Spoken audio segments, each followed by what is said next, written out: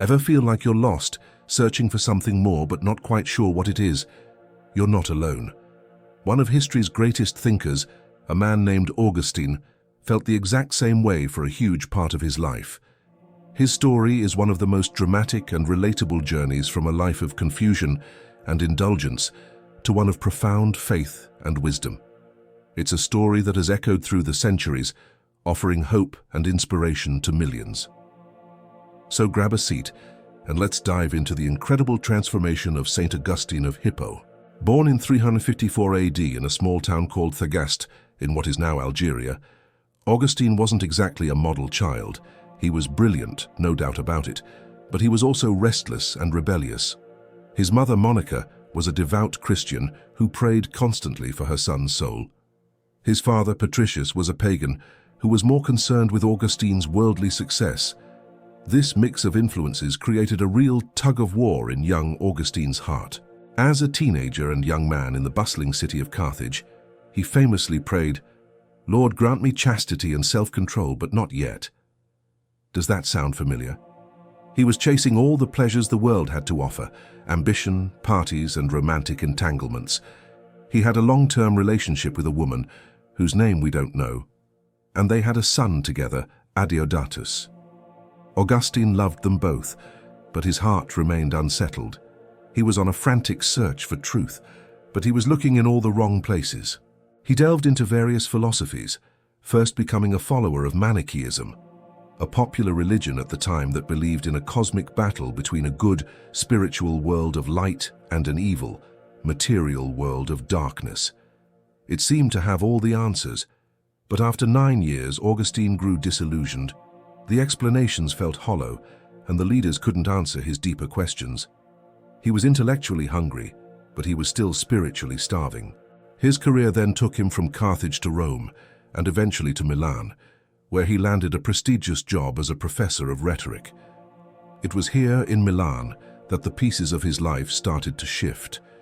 He went to hear the sermons of the city's bishop, a man named Ambrose, not because he was interested in Christianity, but because he wanted to study Ambrose's famous speaking style. But something unexpected happened. Ambrose's words began to break through Augustine's intellectual pride. For the first time, he saw Christianity not as a simple, unthinking faith, but as a deep and intellectually satisfying worldview. Still, he hesitated. He knew what he should do, but he felt powerless to change. He was trapped by his own habits and desires.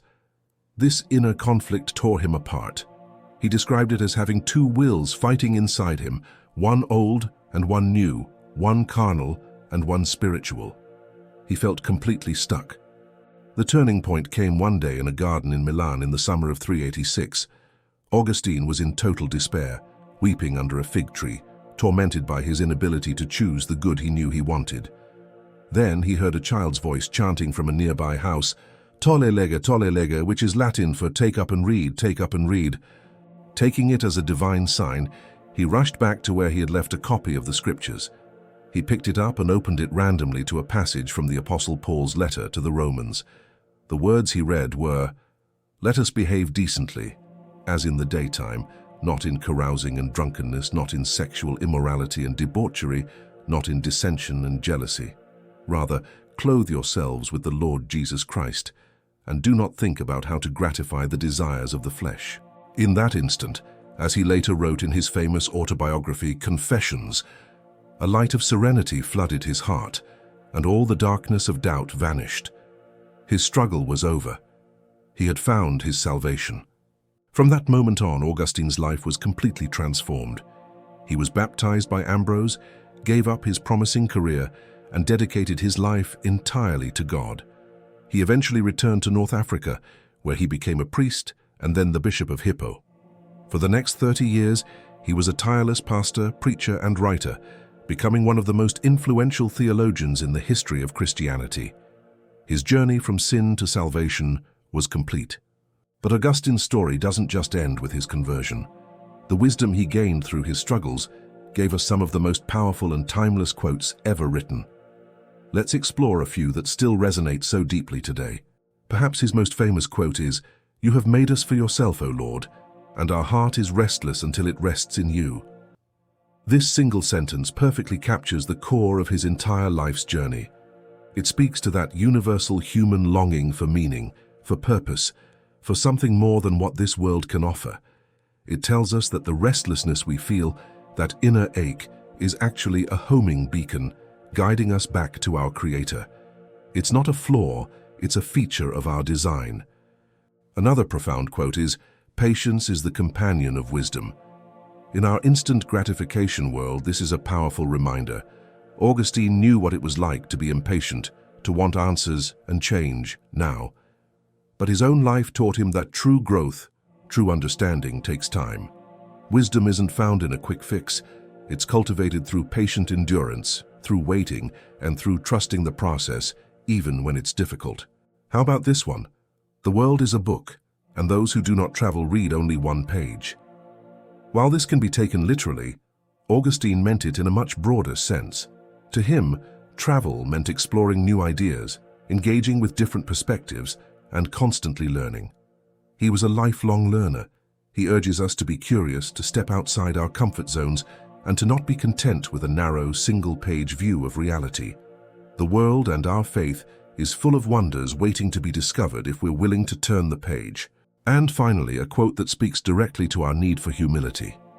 If you should ask me what are the ways of God, I would tell you that the first is humility, the second is humility, and the third is humility. Augustine, a man of immense intellect, learned the hard way that pride was his biggest obstacle. It was pride that kept him from faith for so long. He realized that to truly connect with God and with others, we must first let go of our ego. Humility isn't about thinking less of yourself. It's about thinking of yourself less. It's the key that unlocks the door to grace, wisdom, and genuine love. From a restless and rebellious youth to a giant of faith and philosophy, St. Augustine's journey is a powerful testament to the transformative power of grace. His story reminds us that no one is too lost, no heart is too restless, and no past is too messy for a fresh start. His timeless words continue to guide us, offering wisdom on patience, curiosity, and the profound peace that comes from finding our true home. His life shows us that our greatest struggles can often lead to our greatest strengths, and that the search for truth, no matter how winding the path, is always a journey worth taking. Thank you so much for joining me on this journey into the life and mind of St. Augustine. If his story resonated with you, let me know in the comments which of his quotes you found most powerful. And don't forget to like this video and subscribe for more stories of transformation and timeless wisdom. See you next time.